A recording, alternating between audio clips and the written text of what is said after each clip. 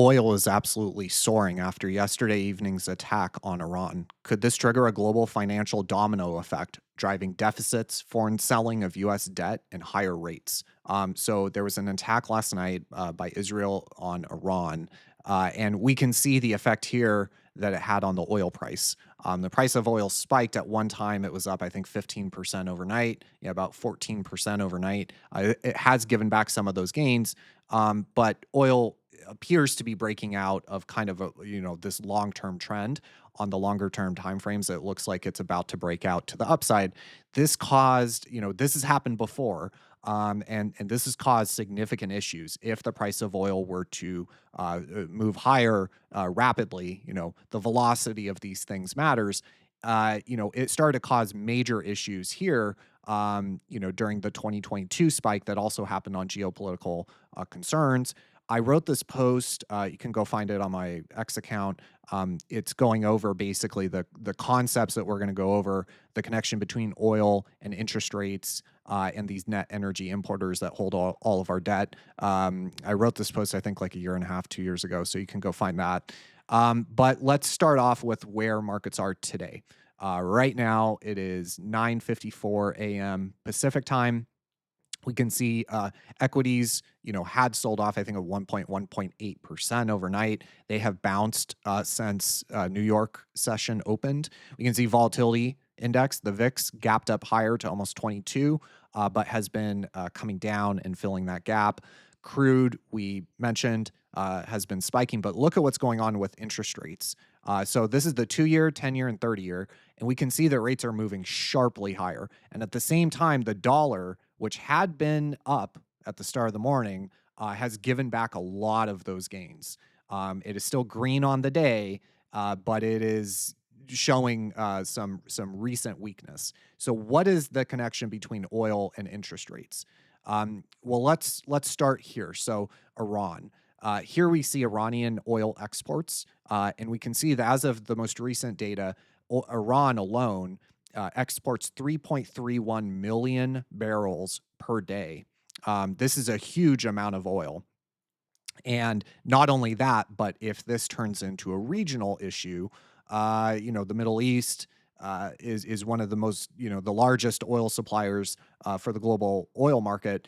If there are regional issues, say in the Strait of Hormuz or any of those sorts of things, we could see oil move significantly higher. I think Goldman was predicting oil could reach $120 per barrel. Is currently around 72 as of the time of this video. And so even if it remains limited to Iran, this could have a pretty significant impact. 3.31 million barrels per day is not nothing. So here's the oil price in red and the U.S. Strategic Petroleum Reserve. This is the strategic. This is a national reserve for oil that was created after some of the issues in the 70s and 80s. The U.S. government decided to create a reserve in these underground caves in the South, and so we store oil. And you can see that generally, when the oil price spikes, the level of the SPR will come down.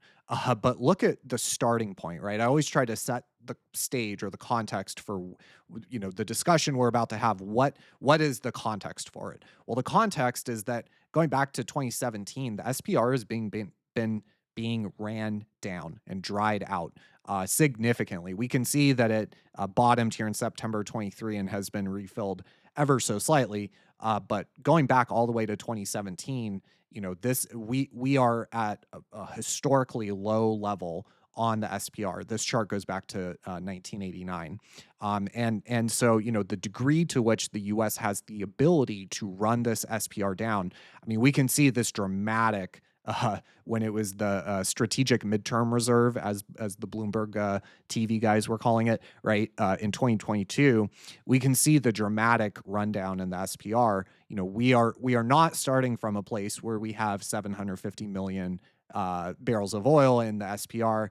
It has been being ran down, I'll point out, under both of the last we show here. So this is the correlation between the oil price in white, the US inflation rate in red, the French inflation rate in purple, And this is the British inflation rate in blue. So I will just kind of cycle through some of these so you can see, the price of oil is a huge driver of inflation. And the reason for this is pretty simple, right? The oil is an input, energy is an input for basically everything. I mean, this was one of the talking points, right, that the current administration would always say on the campaign trail. If you bring energy down, you bring everything down. And to some degree, that is correct. To some degree, the price of oil and the price of energy writ large is one of the major drivers of inflation. And we can see that correlation is very clear, whether it's the US or Europe. Well, here, starting to get into the concept I'm trying to describe here. Here is the Japanese balance of trade inverted, meaning as this white line goes up, the Japanese trade deficit, right? As it goes down, that is returning to a surplus. So as this white line goes up, there's an increasing trade deficit. The dotted red line here is balanced trade, or as close to balance as I could get it. So anytime the white line is above this red line, that is a trade deficit for Japan. And down here in red, we have the crude oil price.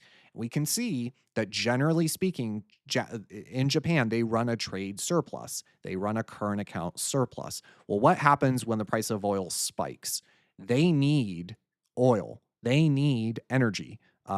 Luke Roman once said, you can't run a tractor or a combine or a 18-wheeler truck on U.S. Treasuries. You need diesel. You need oil. You need energy, especially if you're a country like Japan where you don't have, good domestic resources for energy, right? You rely on imports.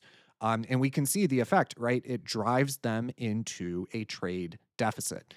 When the oil price spikes, it drives their trade deficit wider, right? As this white line is going up, I mean, at the peak here in 2014, they had a 1.47 trillion yen trade deficit. And here at the peak, right, in 2022, getting to the concept, right, the price of oil spiked. And this is, I think I have future. Yeah. So the red line is the futures price. We can see, the dramatic rise in the price of oil due to geopolitical concerns in 2022. And look at what it did to their balance of trade. It drove their trade deficit wider, meaning the trade deficit increased. The deficit increased. Generally, they run a surplus. It ran them into a trade deficit. So here's another country. Here is Great Britain. And we can see, unlike Japan, they generally run a slight current account deficit. The reason I picked Great Britain is they have kind of become the largest holder of U.S. Treasury debt, as we could see here. They are now as of June 30th, 2024, and even more recent data I think confirms this, if memory serves. They are now the largest holder of our debt. So I figured I would show Great Britain, and we can see they also rely on energy imports. We can see as the price of oil spikes, their current account deficit widens, right? As this red line is going down, the dotted red line indicates balanced current account. So as the red line is going down, their current account deficit is widening. And we can see the effect that 2022 had. It drove their current account. It actually had a current account surplus here in 2021, in June of 2021.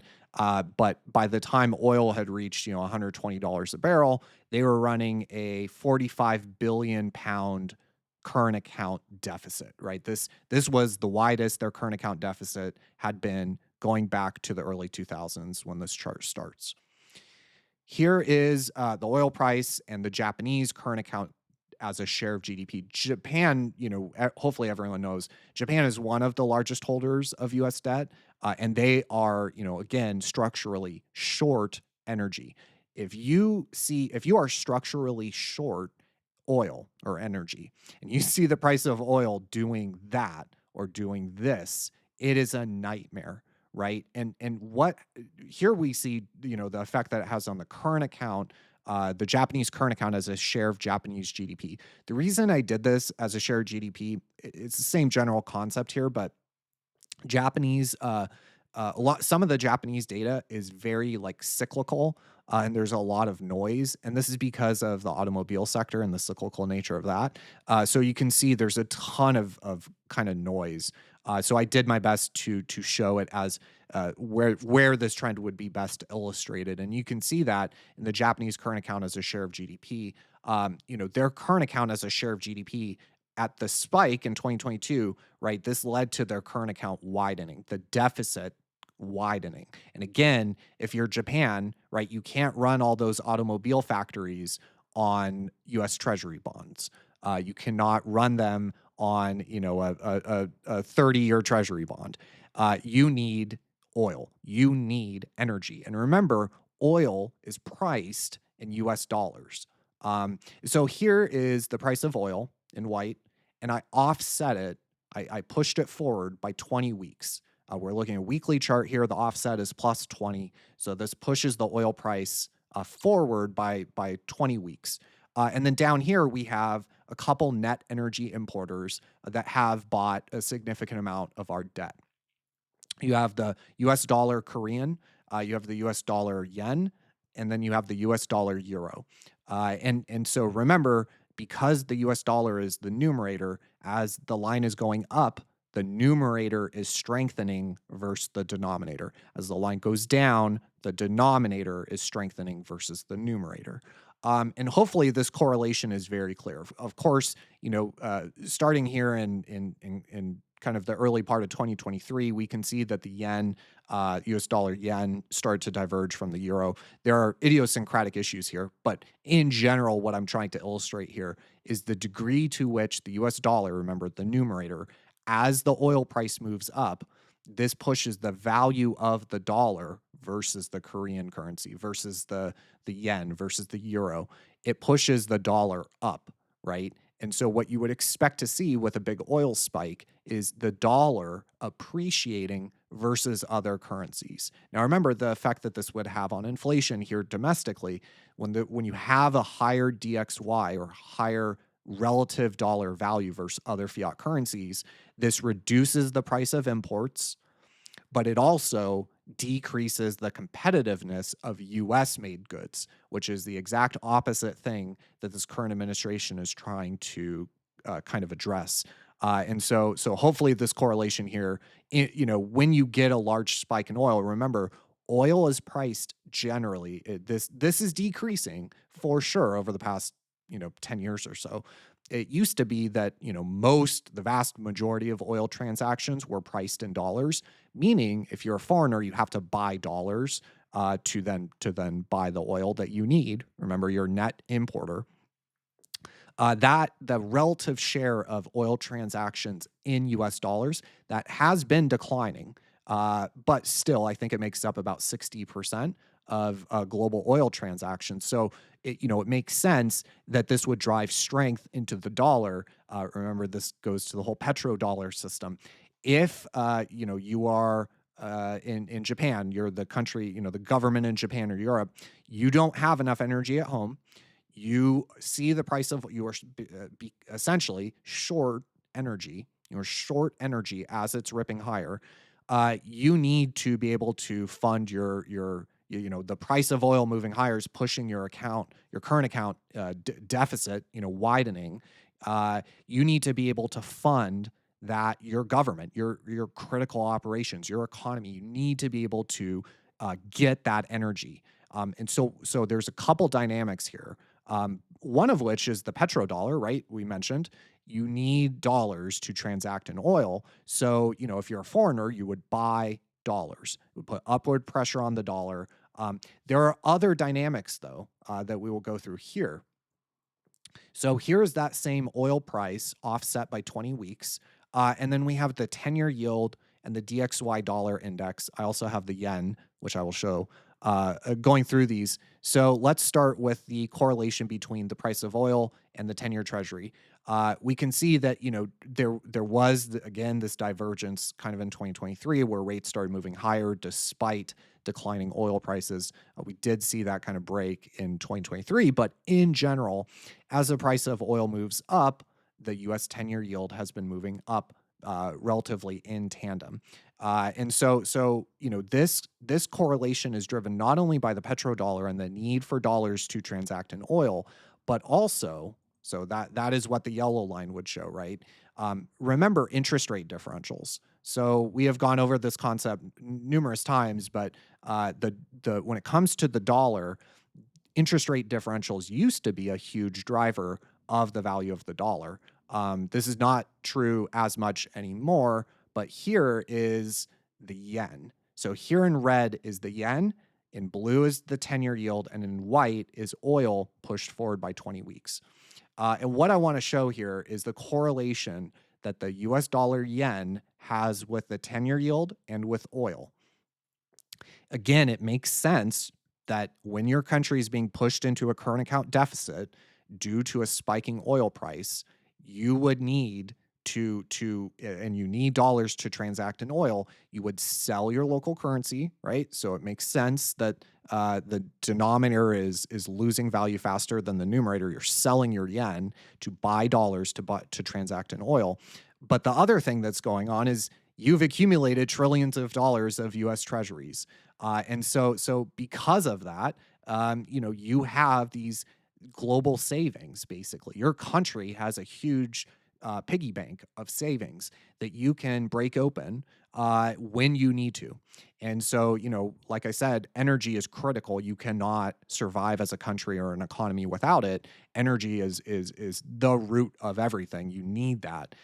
You don't really need U.S. Treasury. So you've accumulated savings, right? A lot of those savings are in U.S. Treasuries, as we've pointed out a number of times.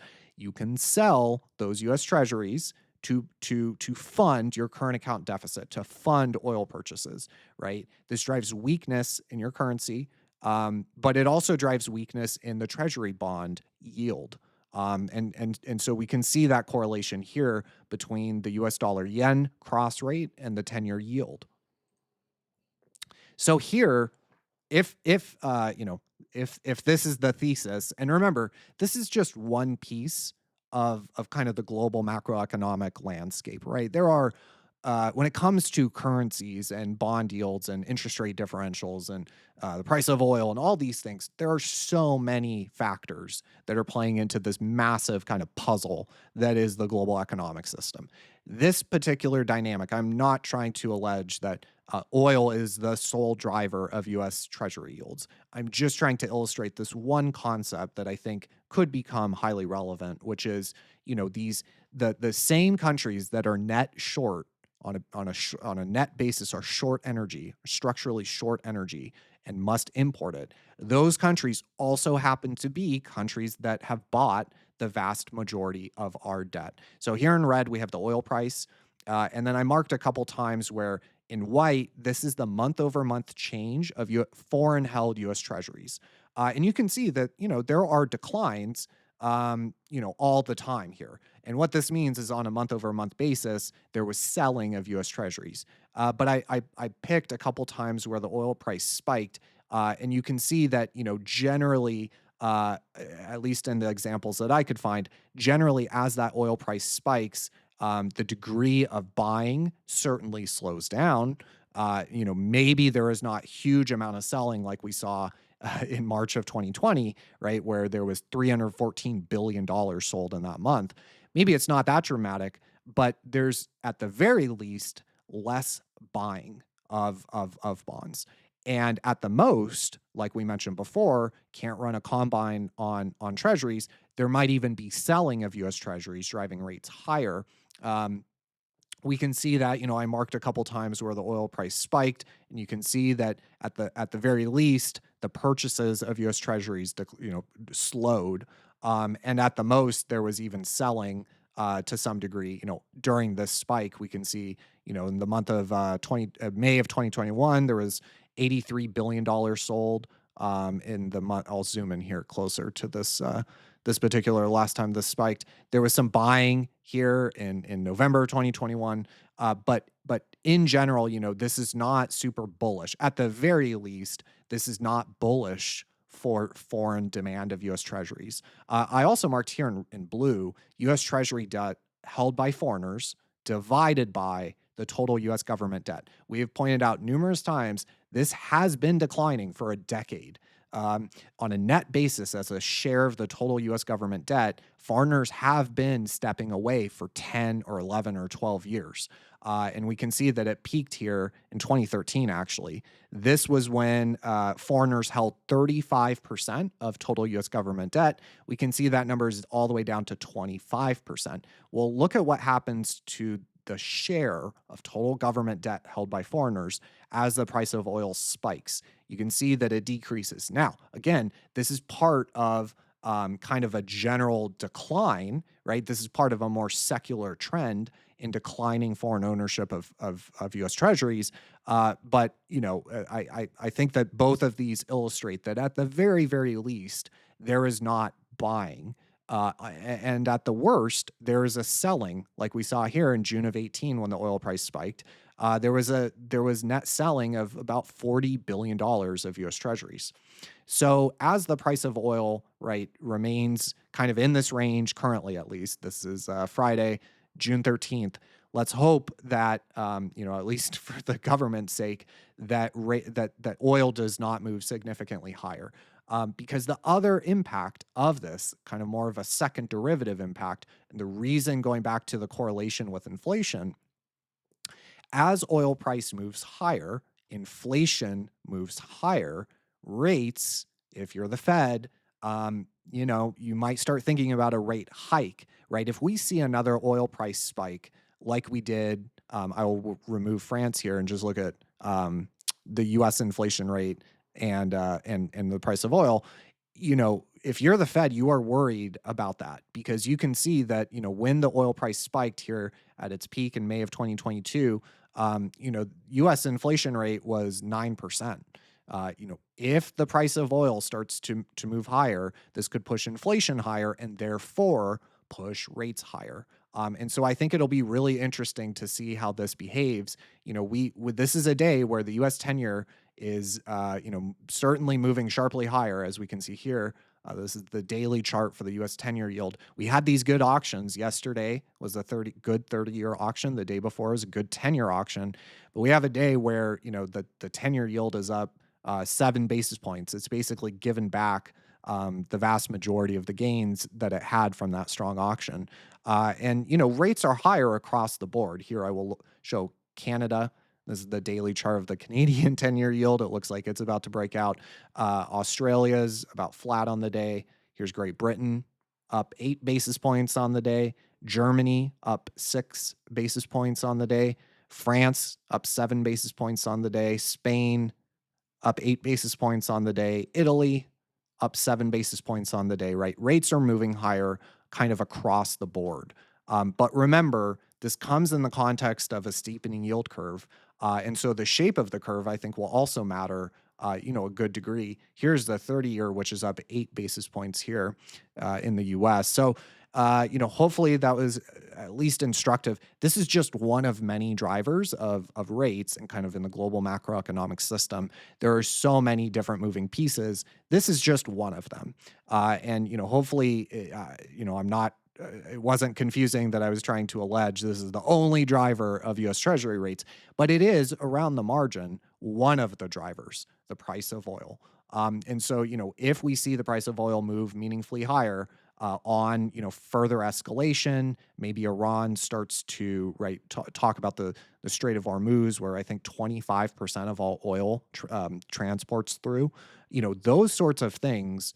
You can see here. I mean, this 3-month candle, this quarterly candle. I mean, this looks the price of oil looks like it wants to move sharply higher and break out of this kind of pennant that's been in. A lot of traders have been talking about a long oil trade. Just on kind of technicals alone. And I would have to agree that the chart does look like it wants to move higher. So if oil starts moving higher, pushes inflation up, especially if there are supply constraints, right? Supply shocks with oil.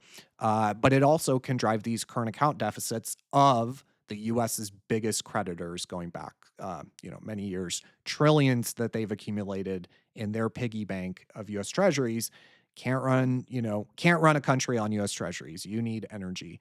So it's one of many factors that kind of goes into everything. But I thought it might be interesting to at least kind of start to flesh this out. So something to keep an eye on. Hopefully that was educational, and I will catch you in the next one.